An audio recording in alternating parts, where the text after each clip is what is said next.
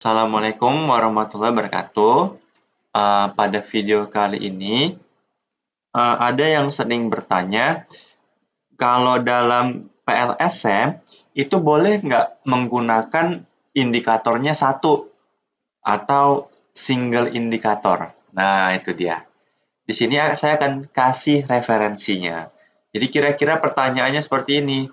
Kak, boleh nggak sih di PLSM hanya menggunakan satu item atau satu indikator? Kasih referensinya ya, yang mengatakan ada menggunakan satu indikator. Dan kasih contoh jurnal internasionalnya.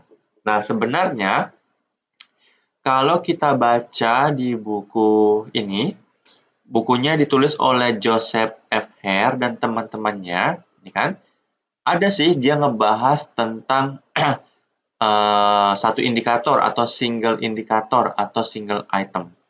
Kalau kita baca bukunya si Hare ini, itu ada dia ngebahas tentang single item. Nah, ini dia. Oh, kelewatan ya. Tadi itu single item. Kayaknya tadi di sini ada. Ya. Single item, single item. Single item. Nah, ini ada single item kan. Lebih spesifiknya nih, single item user. Itu dibahas di halaman 46. Ya. Nah, jadi di sini ada contoh kasusnya yang menggunakan single item measure atau indikatornya satu. Oke deh. Nah, ini dia. Jadi ini single item construct ya. Variabel yang hanya mempunyai variabel laten yang hanya mempunyai satu indikator. Biasanya kan ada beberapa indikator, ini satu. Boleh sih, karena ada dibahas di sini. Nah, ini contohnya di halaman 65.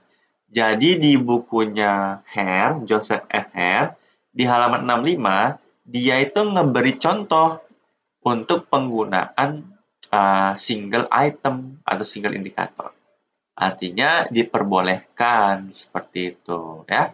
Nah, contoh jurnal-jurnal internasional atau nasional yang penelitiannya menggunakan satu indikator, contohnya, nah ini, contohnya ini penelitian di International Journal of Law and Management.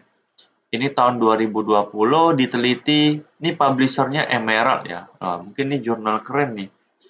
Itu dilakukan oleh Kamalia. Kalau kita lihat model SEM-nya, mana kita lihat? Nah, ini dia. Di sini dia menggunakan single indikator atau indikatornya satu. Yang mana coba? Yang CSR. Jadi si CSR di sini dia menggunakan satu indikator, hanya CSR itu sendiri. Nah, itu ya. Jadi ini contoh bukti yang pertama bahwasanya ada penelitian-penelitian baik nasional atau internasional yang menggunakan indikatornya satu. Tuh, contoh. Contoh yang kedua, ini dilakukan oleh Muhammad Bilal Zafar dan teman-teman. Ini di Social Responsibility Journal. Diterima di tahun 2021. Baru ya? Oke, kita lihat modelnya. Kita lihat modelnya. Nah, ini dia. Ternyata juga single indikator untuk variabel laten financial performance. Nah, ternyata di variabel financial performance yang warna biru ini, dia menggunakan single indikator. Indikatornya satu, yakni ROAA. Tuh ya. Contoh lain lagi yang jurnal nasional deh. Oke, jurnal nasional nih. Dilakukan oleh Ardi Paminto. Oh, ini tahun 2017 juga kita lihat. Nah, juga indikatornya juga satu nih, si return. Ah, itu dia. Ya, indikatornya satu. Contoh lain lagi, misalkan si ini, Mailani Hamdani. Ini tahun berapa ya? Tahun 2014. Kita lihat ya. Wah, nih modelnya. Kinerja keuangan, harga saham. Tuh, indikatornya cuma satu. Kinerja keuangan, indikatornya CR. Harga saham, kinerja indikatornya return saham. Ini juga single indikator. Sementara ini pengungkapan ini banyak indikator. Bukti ya, saya tunjukkan bukti-buktinya. Ini jurnal Emerald, wah, jurnalnya Industrial Management and Data System. Kita lihat, ada nggak single indikator? Nah, ini dia. Kita lihat, variabel KMS ada 4 indikator, TMS ada 4 indikator. Nah, di size-nya ini, di size-nya dia ada 1 indikator, ini 1. Variabel TQM juga 1 indikator. Oh, jadi boleh ya, rupanya menggunakan 1 indikator. Kalau FINP ini ada 2 indikator ya. Nah, kira-kira seperti itu ya, sudah saya tunjukin. Jadi bahwasannya boleh kita dalam model penelitian itu menggunakan 1 indikator boleh.